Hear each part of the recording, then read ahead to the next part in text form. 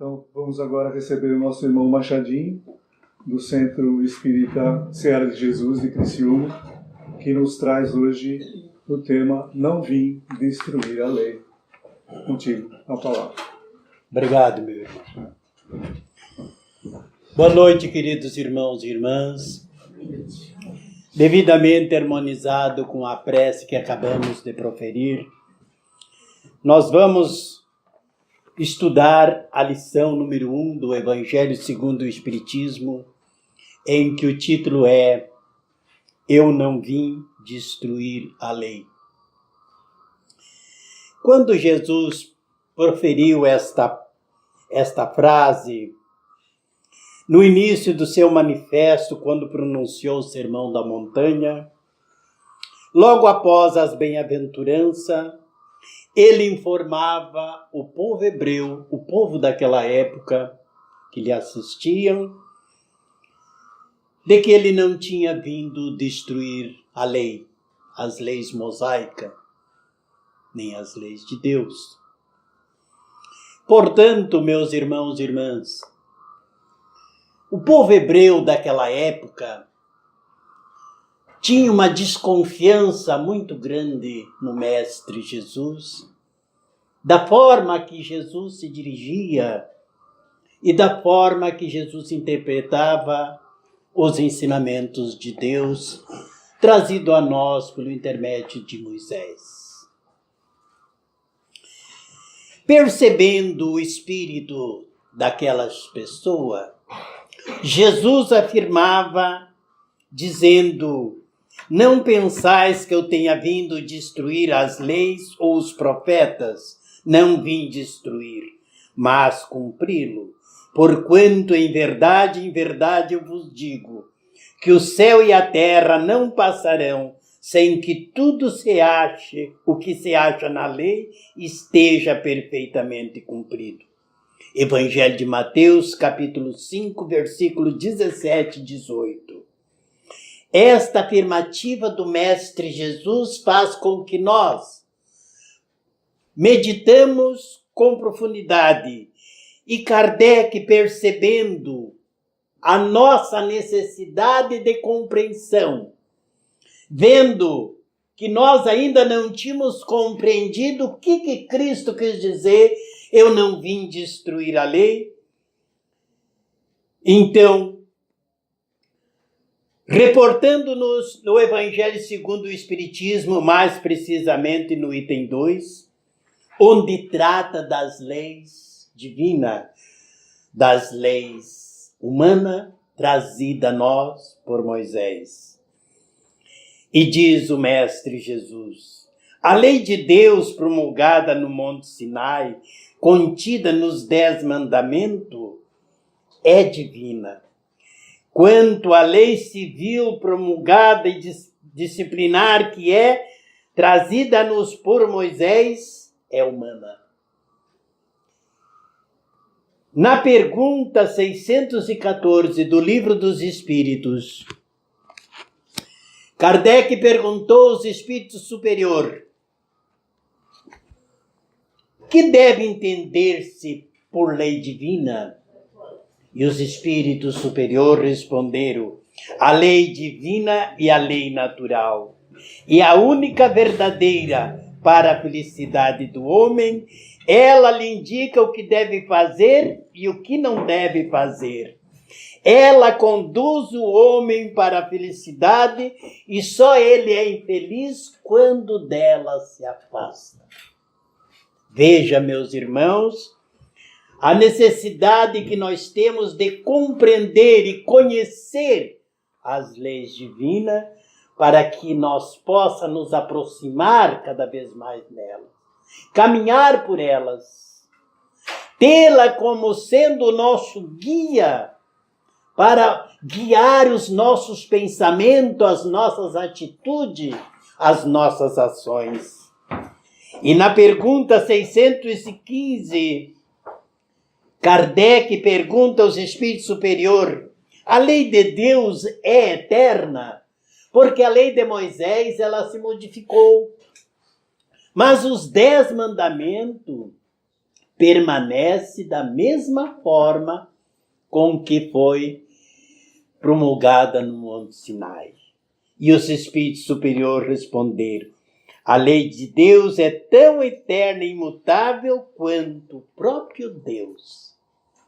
Ela serve para todos os planetas onde habita a criação divina do Pai Celestial, nós, criaturas do nosso Criador.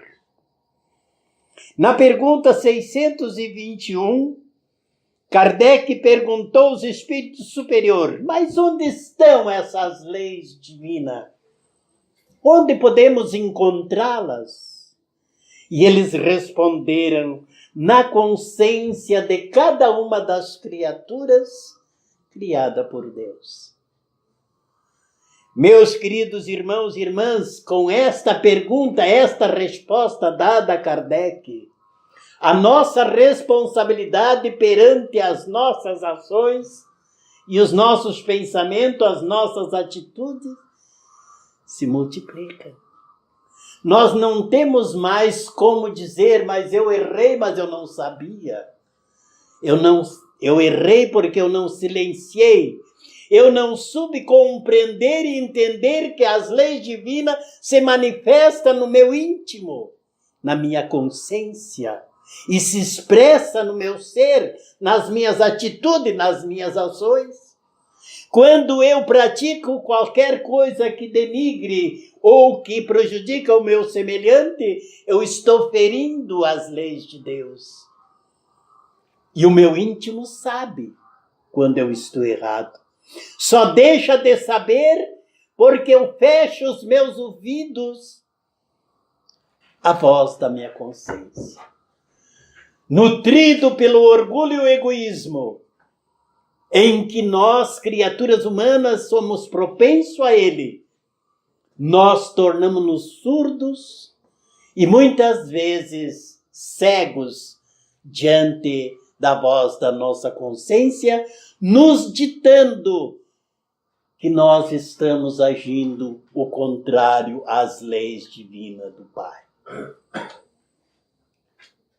Por esse motivo é que nós nos afastamos das leis de Deus.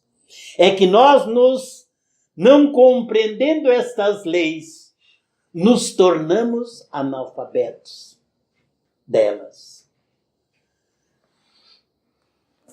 Todas as outras leis trazidas a nós por Moisés foram decretadas por eles, obrigado que ele foi para conter a natureza daquele povo turbulento e indisciplinado daquela época.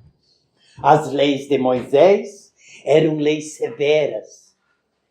Teve um período do olho por olho e dente por dente. Da mesma forma com que o indivíduo agredia o seu semelhante, ele também era agredido.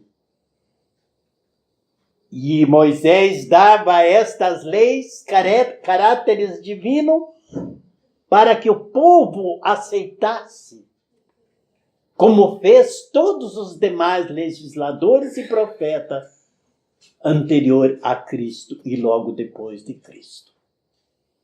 Eles davam o teor da lei como sendo divina para que as pessoas compreendessem.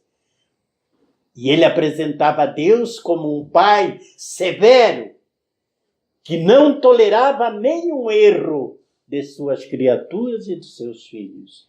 Mas isso ele usava para que ele pudesse conter os impulsos dos homens daquela época.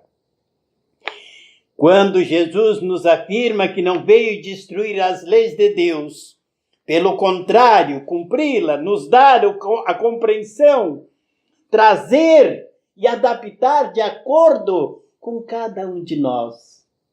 E o Espírito de Verdade, neste livro, meus queridos irmãos, que há mais de 160 anos Kardec os lançou, ele traz com uma facilidade que qualquer uma criatura, mesmo analfabeta que não saiba ler nada, que ela escute uma pessoa que leia com calma, bem declarado, ele vai compreender e vai entender, às vezes melhor do que uma pessoa intelectualizada. Porque Cristo aproveita a sabedoria, não da intelectualização do indivíduo, mas da sabedoria do sentimento. Porque é o sentimento que nos guia na senda do bem e das leis divinas do Pai.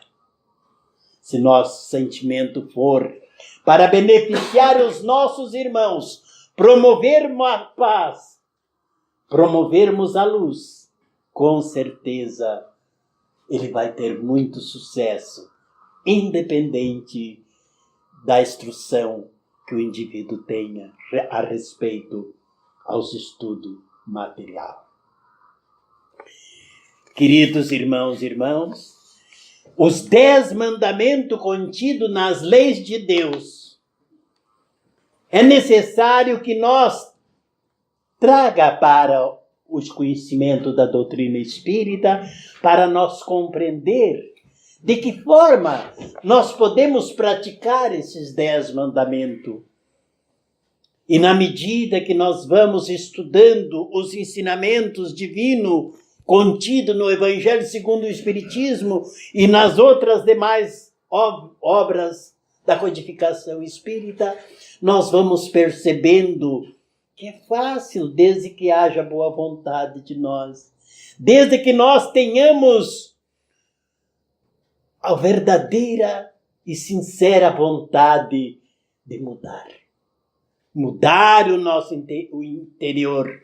Não mudar para nos colocar em evidência, mas mudar para servir o nosso irmão, o nosso próximo. Não para nos destacar perante a comunidade onde nós residimos, mas para nos tornarmos como exemplo, conforme Jesus disse. Quando quiseres cativar e trazer o teu irmão para caminhar contigo nesta caminhada evolutiva do teu ser, faça-o pelo exemplo. Não precisa violentar a consciência do teu semelhante, mas faça com que ele se interesse pelas obras, pela tua dita religião, pelo teu exemplo.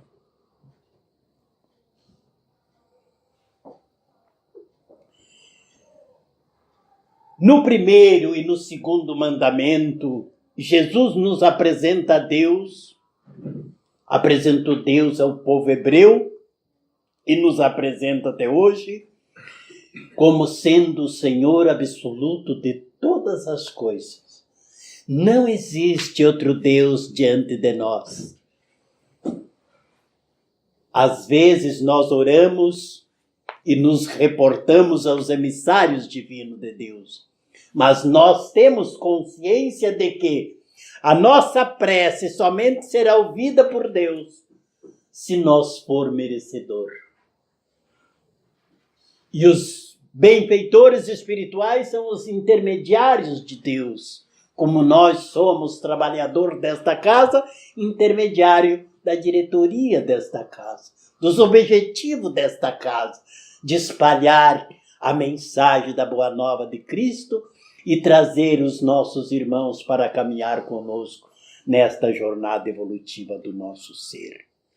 No segundo mandamento, Jesus nos apresenta a Deus como sendo o nosso Pai amoroso, misericordioso, bom e justo, capaz de nos perdoar todas as nossas faltas, mas não nos isentar de reparar todos os danos causados aos nossos semelhantes. Eis a diferença. No Livro dos Espíritos, antes do início das 1019 perguntas, temos 2 palavras muito importantes para nós compreender os demais ensinamentos contidos no próprio livro, que é Deus e o infinito. E Kardec dirigiu-se aos espíritos superiores perguntando, não quem é Deus, mas perguntando o que é Deus. E eles responderam: Deus é a inteligência suprema, causa primária de todas as coisas. E ele perguntou na segunda pergunta: quem se deve entender por infinito? E os espíritos superiores responderam: o que não tem começo e nem fim, o desconhecido. Tudo que é desconhecido da consciência do homem é infinito.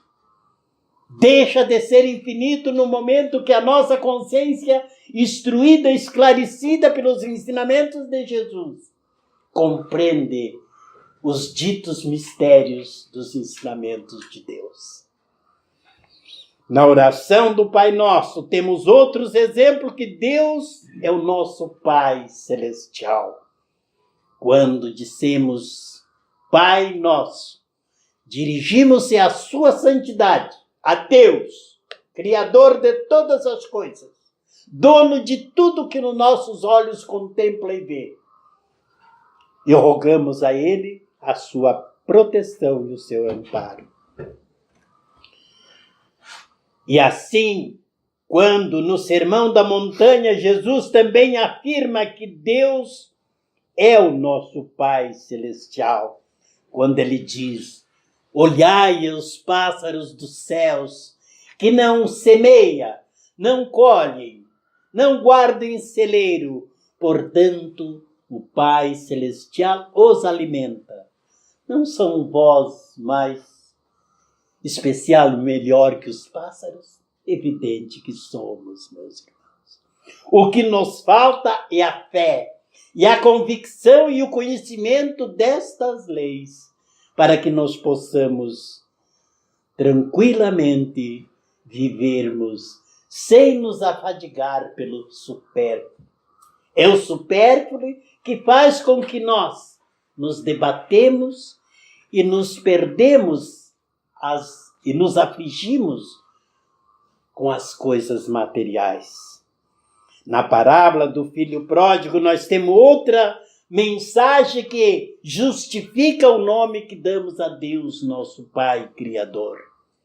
Quando o filho, em que renunciou o convívio familiar com o seu pai, requisitou todos os bens que lhe pertenciam e saiu pelo mundo gastando tudo em supérfluos, em vida depravada. E um certo dia, quando ele menos esperou, estava trabalhando de empregado, cuidando de porcos, numa determinada comunidade. E lá pelas tantas, com fome, com frio, com sede, porque o fazendeiro onde que ele contratou era avarento e não lhe dava comida. Ele lembrou: na casa de meu pai, todos comem iguais. O alimento que é servido para o meu pai, para a nossa família, é servido para todos os empregados. Vou reconciliar-me com o meu pai e vou voltar à casa dele. E assim o fez.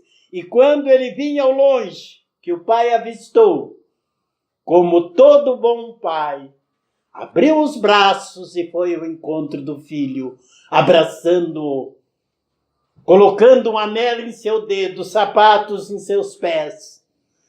Fez um banquete e o recebeu novamente, inserindo no seio da família. Assim é Deus quando nós caímos em nós, recebemos a sabedoria divina e reconhecemos os nossos erros e decidimos retornar o caminho do bem, o caminho da paz. Assim Deus nos recebe, meus irmãos. Mas é somente quando existe em nós o arrependimento sincero. O arrependimento sincero pelos nossos atos equivocados que praticamos e o desejo sincero de reparar todo o mal que fizemos aos nossos semelhantes. Em relação ao terceiro mandamento, lembrai-vos de santificar o dia de sábado. Jesus nos ensina que o sábado foi feito para o homem e não o homem para o sábado. O povo hebreu daquela época, eles davam muito importância a prosseguir a sua caminhada e evitar de fazer qualquer ação no dia de sábado. Equivocadamente, o que Jesus nos recomenda é que nós guardamos o dia de sábado para as coisas divinas.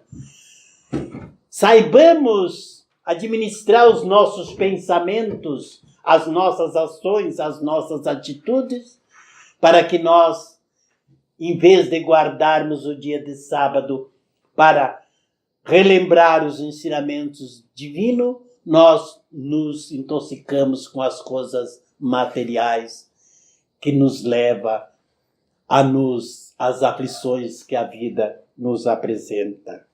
Portanto, meus queridos irmãos e irmãs, guardar o dia de sábado é nos manter em sintonia com o Pai. Em relação ao quarto mandamento, honrai o vosso pai e a vossa mãe. Jesus retifica este mandamento divino, determinando o seu cumprimento conforme anotado no Evangelho de Mateus, capítulo 15, versículo 3 a 9, que diz: Filhos, filhas, assisti vossos pais na velhice. Não esqueça as noites que eles passaram venerando o teu sono. Tudo que eles renunciaram para que tu tivesse o conforto e te criaste. Se a tua infância, se a tua juventude não corresponde com os teus anseios, aceita-os, porque foi o melhor que eles puderam te dar. Quando eu me refiro a assistir os vossos pais na velhice, não é colocar na pecinha dos fundos, não é privar de vir cear com vocês na mesa. Quantas vezes nós vimos as nossas crianças pequenas derramar toda a comida na mesa. E nós juntávamos, limpávamos, servia novamente o prato e os dava para que eles comessem. Nossos pais podem voltar a serem crianças e nós deveremos tê-los e dá-lo a eles o carinho que ele nos deram quando crianças fomos. Jesus amplia esta noção dos laços de família quando ele nos diz: porquanto todo aquele que fizer a minha vontade e a vontade de meu Pai que está nos céus, este é meu irmão, esta é minha irmã, esta é minha mãe. E os espíritos superiores nos dizem, nesta lição, Jesus faz a distinção entre a família corporal e a família espiritual. Há, pois, duas espécies de família, meus irmãos. A diferença de que a família espiritual, os espíritos se fortalecem pelos laços fraternos das ideias afins. E esta união não se desfaz, porque ela é através do amor que é eterno. E diz ele, duráveis as primeiras, se fortalece pela purificação e se perpetua no mundo dos espíritos através das várias imigrações da alma reencarnante. Cada vez que a alma reencarna numa determinada família, é uma oportunidade que ela tem de alargar os horizontes do amor, fortalecer os laços fraternos e de tornar-se estimulada a amar todos os nossos semelhantes como amamos os nossos filhos, como amamos os nossos pais. Esta é a importância da família sanguínea, porque nós somos ainda criaturas humanas materialistas, e o sangue muitas vezes tem muito mais força do que o sentimento do amor. Mas é através da força sanguínea que nós vamos aprender a amar os nossos próprios adversários, vestido no corpo físico dos nossos filhos, dos nossos familiares, porque Deus é bom e é misericordioso e nos dá a oportunidade de nos reconciliar com todos e amá-los a todos da mesma forma que Cristo nos amou. Quanto ao quinto mandamento, não matais, Jesus nos ensina em Evangelho de Mateus, capítulo 5, versículo 21 e 22, dizendo: ouviste o que foi dito aos antigos, não matarás, que quem matar será réu no julgamento. Pois eu vos digo que quem se encolerizar contra o seu irmão, será réu também no julgamento. Jesus amplia extraordinariamente as nossas responsabilidades, os nossos atos, quanto em relação ao nosso próximo. É necessário, meus queridos irmãos e irmãs, que nós compreendemos que tudo que nós fizermos ao nosso irmão, receberemos a recompensa, boa ou ruim. Depende da forma com que eu vejo o meu semelhante. Se eu vejo como meu irmão, as minhas atitudes são de irmão verdadeiro, ou se eu vejo como adversário e trato-o como adversário. Se o meu irmão se apresentar para mim como um adversário e eu ter o meu sentimento como irmão com ele, as atitudes dele com certeza não vai me atingir. Assim, meus queridos irmãos e irmãs, nossa responsabilidade se amplia quando nós esclarecemos a nossa consciência diante dos ensinamentos de Jesus. Mas em relação ao sexto mandamento e ao nono mandamento, não cometereis adultério e não desejai a mulher do vosso próximo. Com isto, Jesus nos ensina: ouviste o que foi dito, não cometereis adultério, pois eu vos digo, todo aquele que lançar um olhar de cobiça sobre uma mulher já cometeu adultério em seu coração. Mateus capítulo 5, versículo 27 e 28. Advertiu-nos a responsabilidade quanto aos nossos pensamentos. Se nós pensarmos, tudo nasce no nosso pensamento. E depois se expressa através da nossa fala, da nossa voz e das nossas atitudes e das nossas ações. Não adianta nós ter pensamentos ocultos. O que nós temos que fazer é vigiar os nossos pensamentos e os nossos sentimentos para que não sejam conflitantes com as leis divinas do Pai. Em relação ao sétimo e ao 10º mandamento, não roubais, não cobiçais a casa do vosso próximo. Jesus nos ensina que não deveremos acumular riqueza na terra, onde a traça, a ferrugem corrói, os ladrões assaltam e roubam. Devemos juntar riqueza espirituais nos céus, nesse estado de espírito, ao alcance de todos nós. Mas que tipo de riqueza nós poderemos juntar? Que riquezas são estas? Será uma conta poupança que vamos abrir conforme nos instrui certas religiões? Não, meus irmãos. O que Jesus se refere à riqueza do Espírito, às virtudes sublimes, capaz de pesar na balança divina ao nosso favor, porque nós os praticamos não para comprar o céu, porque o céu nós não compramos, nós conquistamos. Mas nós praticamos estas virtudes divinas para servir o nosso próximo, porque foi esse o exemplo que Jesus nos deu. Servir.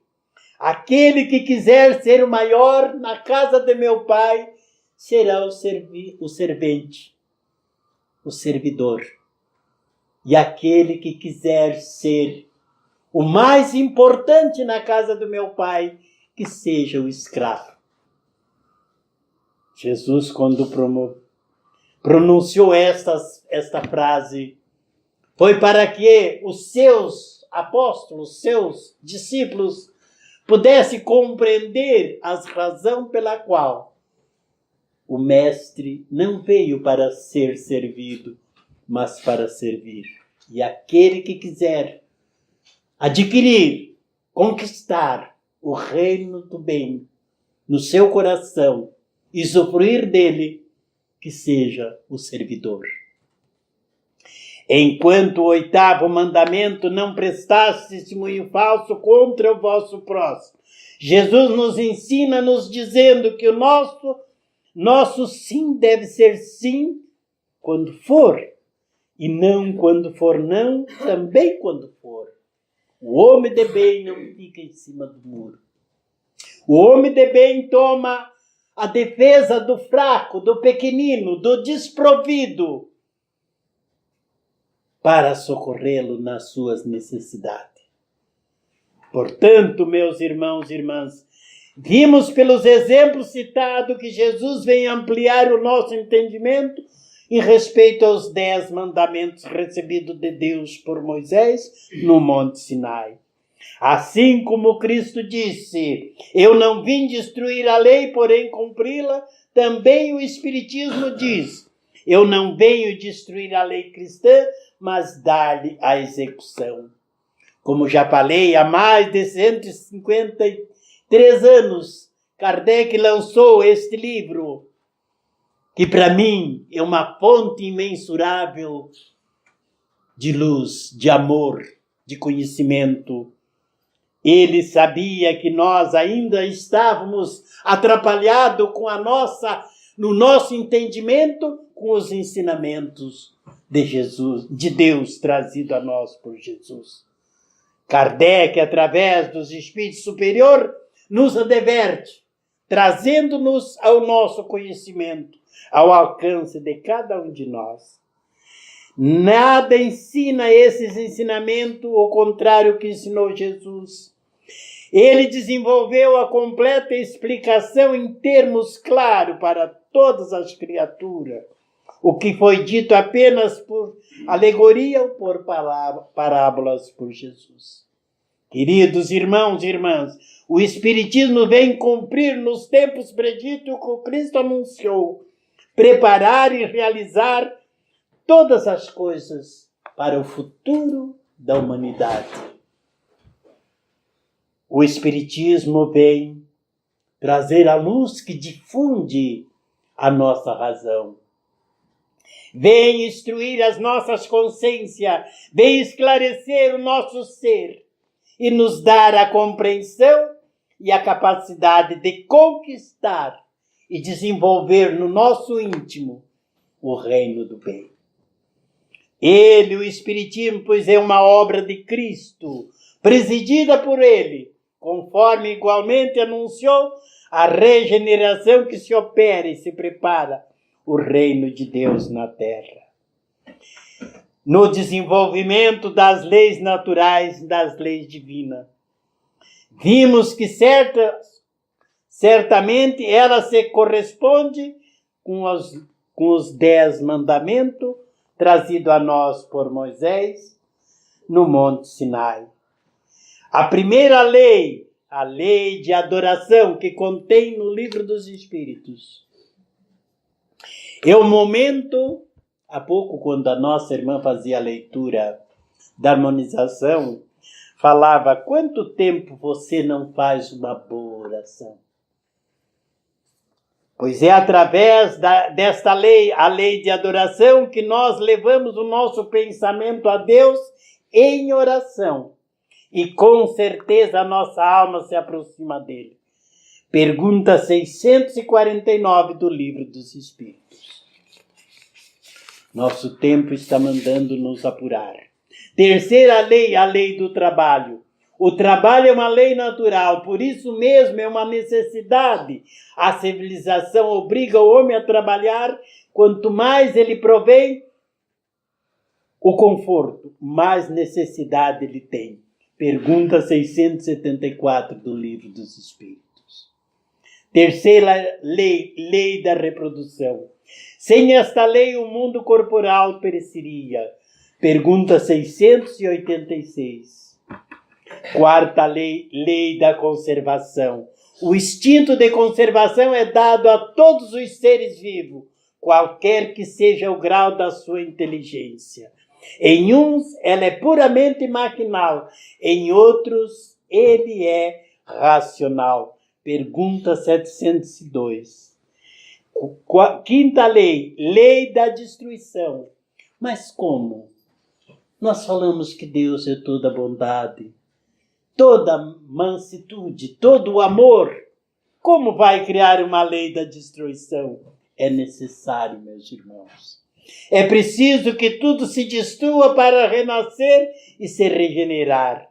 Porquanto o que chamais de destruição não é senão uma transformação que tudo tem por objetivo a renovação e o melhoramento dos seres vivos. Pergunta 728. Sexta lei, lei de sociedade.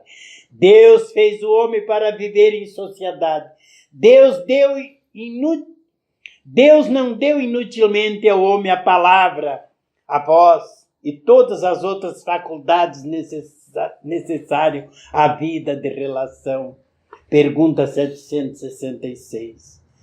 Sétima lei, lei do progresso. O progresso é uma lei natural cuja ação se faz sentir em todo o universo. Não sendo admissível, por consequente, possa o homem frustrá-la ou contrapô-la. Portanto, o progresso faz que o homem se estimule a desenvolver sua inteligência. Oitava lei, lei de igualdade. Todos os seres humanos são iguais diante de Deus. Todos tendem ao mesmo fim. Deus fez suas leis para todos iguais. As leis materiais, meus irmãos, elas respopam o infrator, mas a lei divina, ela pune cada ação, cada ato que nós fizer contrário, seja ele prejudicial à sociedade ou somente a mim, a pessoa, o infrator. Da lei de Deus não escapa nada. A lei do homem pode ser confusa, pode ser negada, mas a lei divina não. Pergunta 803 do Livro dos Espíritos. Nona lei, lei da liberdade. O homem é por sua natureza dono de si mesmo, tem o seu livre-arbítrio, isto é, tem o direito de fazer tudo quanto achar conveniente ou necessário à sua conservação e ao seu desenvolvimento da sua vida. Essa liberdade, porém, não é absoluta, e nem poderia sê-lo, pela simples razão de que, convivendo em sociedade, o homem tem dever a ser cumprido e ser respeitado. Esse mesmo direito que lhe é dado, também é dado aos seus semelhantes. Décima lei, lei de justiça, de amor e caridade. A justiça consiste no respeito aos direitos de cada um. Amai-vos uns aos outros, disse Jesus. Caridade e benevolência para com todos, indulgência para com as imperfeições alheias e perdão das ofensas. Conclusão, meus irmãos. Pode alguém de meus irmãos e irmãs aqui presente discordar de alguma coisa que aqui estamos dizendo? Entretanto, é bom que se diga que Jesus, de certa forma, modificou os 10 mandamentos, fez uma síntese deles e não há o que contestá-lo, conforme está no Evangelho de Mateus, capítulo 22, versículo 36 a 40. Quando o mestre foi interpelado pelo doutor da lei, que lhe perguntou: mestre, qual é o maior mandamento da lei? E Jesus, tomando a palavra, disse: amarás o Senhor teu Deus de todo o teu coração, de toda a tua alma, com toda a força do teu ser. E aqui tens o segundo mandamento. E ao teu próximo como a ti mesmo. Faça ao teu irmão o que você gostaria que ele te fizesse. Nesses dois preceitos, nesses dois mandamentos se resume todas as leis divinas, todas as leis dos profetas, antes e depois de Cristo. Quem ama verdadeiramente o seu próximo, não mata, não rouba, não cobiça, não mente, não levanta falsa testemunha. Quem ama, ama como Jesus nos amou. Portanto, meus queridos irmãos e irmãs, aqui nos trouxemos para vocês, para estudar na noite de hoje, esses ensinamentos. Esperamos que cada um de nós tenhamos a sensibilidade, a coragem e a boa vontade de colocar em prática na medida que nós formos compreendendo. Todos esses ensinamentos nós estudamos no Evangelho segundo o Espiritismo, no Livro dos Espíritos e na Bíblia Sagrada, edição da Barça, uma enciclopédia, 1965. E contrapomos na Bíblia Sagrada, da edição pastoral Sociedade Bíblica Católica Internacional, de 1995. Muita paz, muita luz, muito amor. Agradeço imensamente esta casa. Eu me sinto gratificado por receber tão boas vibrações de vossos pensamentos e corações. E volto com certeza com meus objetivos sempre alerto de fazer com que a mensagem de Jesus se acenda nos quatro cantos da terra. Em nome de Jesus, que assim seja.